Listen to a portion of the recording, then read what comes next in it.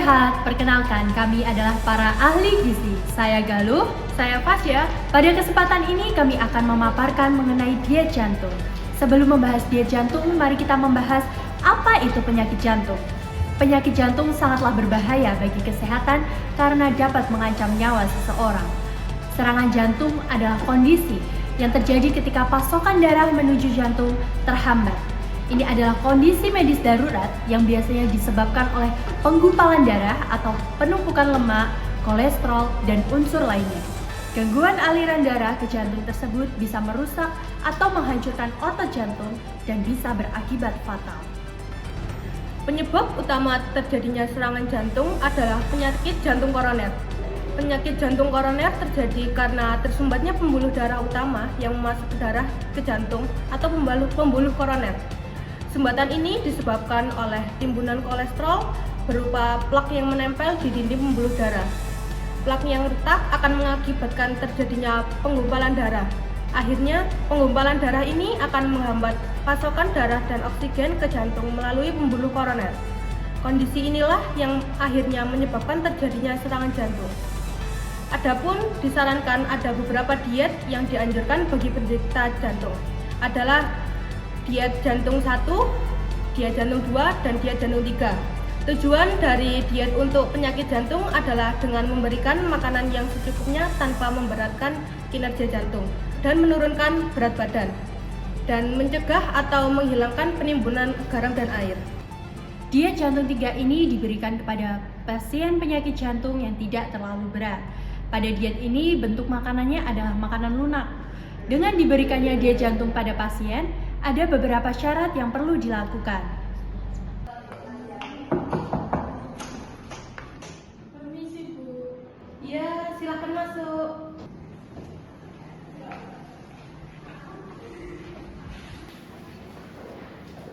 Silakan, apakah ada yang bisa saya bantu? Ya, jadi gini dulu saya ingin mengonsultasikan tentang diet jantung.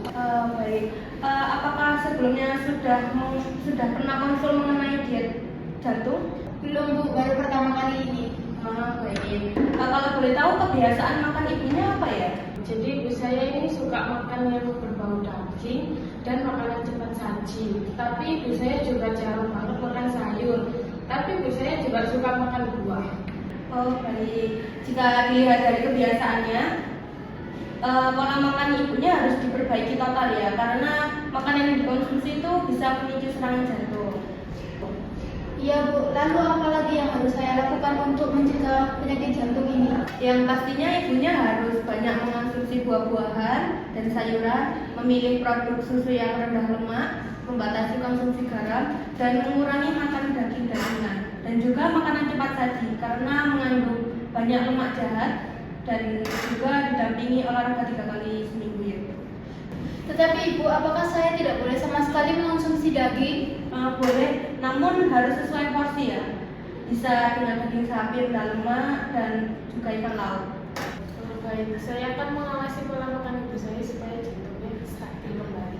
Baik, jadi ibu memang harus benar-benar diperhatikan pola makannya agar penyakitnya tidak semakin parah. Baik Ibu, terima kasih. Sama-sama ibu, semoga lekas pulih dan semoga segera sembuh. Terima kasih.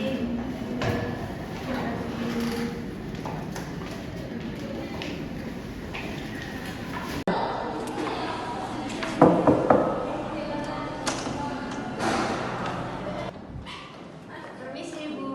Iya, silakan masuk. Silakan duduk.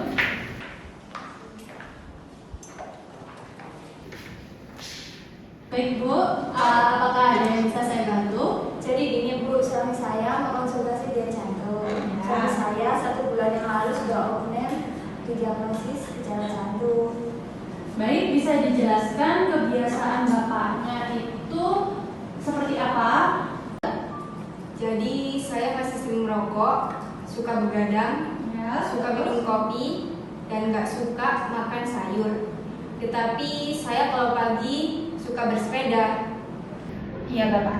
Jadi seharusnya kebiasaan merokok, minum kopi, apalagi bergadang itu harusnya bisa dihilangkan Nah, walaupun itu sangat sulit ya Pak, kita bisa mulai pelan-pelan dulu. Mulai dikurangi kebiasaan merokok yang awalnya mungkin bisa 10 batang dikurangi jadi 5 batang. Kalau gitu minum kopinya bisa diubah di kebiasaan yang lebih sehat. Kemudian bergadang harus punya jam tidur yang cukup ya, karena kalau penyakit jantung ini kurang jam tidur itu bisa membahayakan Pak. Nah, karena jika terlalu banyak minum kopi juga, zat kafeinnya itu bisa memicu detak jantung, bisa lebih cepat dan itu bisa menyebabkan serangan jantung.